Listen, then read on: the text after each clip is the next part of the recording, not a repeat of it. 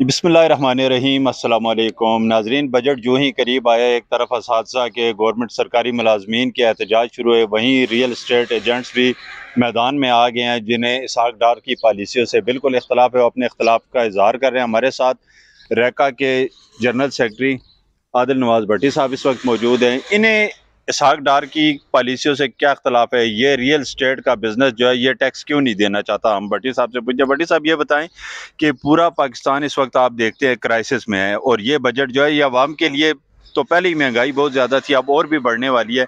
तो आप लोग जो अच्छा कमाते हैं, रियल स्टेट एजेंट जो हम प्रॉपर्टी के बिजनेस में, हमें पता है कि पैसा अच्छा कमाया जाता है, आप लोग टैक्स क्यों नहीं देना चाहते? एहतजाज क्यों कर रहे हैं? जी बिस्मिल्लाहिर्रहमानिर्रहीम। देखें जी, ये बहुत बड़ी मिसकंसेप्शन है कि रियल एस्टेट कम्युनिटी जो है वो टैक्स पे नहीं करना चाहती। बिल्कुल भी ऐसा नहीं है। जो रियल एस्टेट कम्युनिटी है वो तो ये चाहती है कि हमारी जो रियल एस्टेट इंडस्ट्री है ये पूरे पाकिस्तान की सबसे ज़्यादा रेवेन्यू जनरेटिंग इंडस्ट्री बने। और हमने वॉलंटियरली इसको अपने आप को पेश किया। रियल एस्टेट कम्युनिटी ने फैटफ की जब पाबंदी पाकिस्तान पर लगी थी, पाकिस्तान जब ग्रे लिस्ट में था, तो ये रियल एस्टेट कम्युनिटी थी जिस आगे आई थी, स्टेप फॉरवर्ड लिया था। वो जो आखिरी शिक थी जिसकी वजह से पाकिस्तान ग्रे लिस्ट से नहीं निकल रहा था, वो हमारी अनडॉक्यूमेंटेड इकॉनमी थी। जो रियल एस्टेट की कम्युनिटी ने आगे आके अपने आप को रजिस्टर करवा के वॉलंटियरली जो है वो अपने आप को रजिस्टर करवाया था, और पाकिस्तान जो है वो आखिरी जो सेक्शन थी हमारी जो फैटफ की, उससे पाकिस्तान बाहर निकला था। तो अल्हम्दुलिल्लाह हम इस चीज़ को बड़ा प्राउडली बता सकते हैं कि जो रैका जो है इसका एक एक मेंबर जो है वो टैक्स पेयर है। हम FBR से रजिस्टर्ड हैं, हम एक्साइज एंड टैक्सेशन जो लोकल एडमिनिस्ट्रेशन है वहाँ से हम रजिस्टर्ड हैं। हम जो पुलिस के अदारे हैं, जितने भी हमारे जो इंटेलिजेंस के अदारे हैं, वहाँ से हम वेरीफाइड होते हैं, हमारी वेरिफिकेशन होती है, उसके बाद हमें अप्रूवल मिलता है रजिस्ट्रेशन करके, अथराइज होकर हम अपना बिजनेस करते हैं।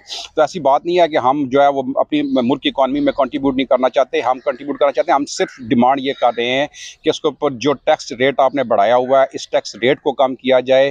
टैक्स नेट को ज़रूर बढ़ाएं। हम उसमें पहले भी तावन किया है, फिर भी तावन करेंगे कि आप टैक्स नेट को बढ़ाएं, लेकिन टैक्स रेट को नीचे लेकर आएँ। जब आप टैक्स रेट को नीचे लेकर आएंगे, ये इंडस्ट्री चलेगी। ये इंडस्ट्री अकेली इंडस्ट्री नहीं है, इसके साथ 52 डायरेक्ट और 104 इनडायरेक्ट इंडस्ट्रीज इन्वॉल्व हैं जो इस रियल एस्टेट सेक्टर के साथ आगे मूव करती हैं। ठीक है। ये भी देखें ना कि आप जो प्रॉपर्टी पे अगर टैक्स की रेशो कम थी तो उसकी वजह से प्रॉपर्टी की कीमतें भी बहुत बढ़ी हैं।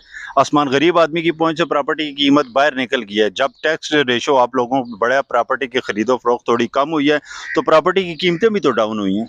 देखें, ये बिल्कुल मिसकंसेप्शन है कि ऐसी कोई बात नहीं है। देखें, असल देखना यह है कि हमारी मुल्क की इकॉनमी में क्या चीज़ कंट्रीब्यूट कर रही है। जब रियल एस्टेट का सेक्टर जब नीचे आया तो इस वक्त देखें हमारा मुल्की खजाना किधर चला गया।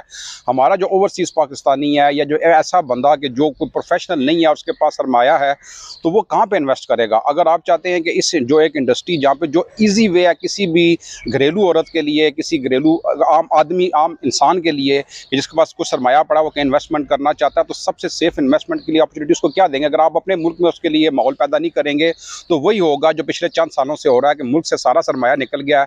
पहले ये होता था कि सिर्फ हमारा कैपिटल बाहर जा रहा था, अब लोग फैमिलीज लेके कैपिटल समेत बाहर मूव हो रहे हैं। हमारा मुल्की खजाना खाली है, बाहर से पैसा आ नहीं रहा, और जो मुल्क में पैसा वो सारा बाहर जा रहा है। तो आपने कोई विंडो ओपन करनी है या नहीं करनी? हम ये चाहते हैं कि इस विंडो को ओपन करें कि बाहर से पैसा आए और पाकिस्तान में लगे। ठीक है। अब पाकिस्तान में अगर पैसा आता है और अगर मिसाल के तौर पर रियल एस्टेट में लगता है, एक बंदा जो खरीदता है तो एक बंदा बेचता भी तो है। वो जब पैसा उसके हाथ में जाता है तो क्या दोबारा वो इस सर्कल में नहीं आता पैसा?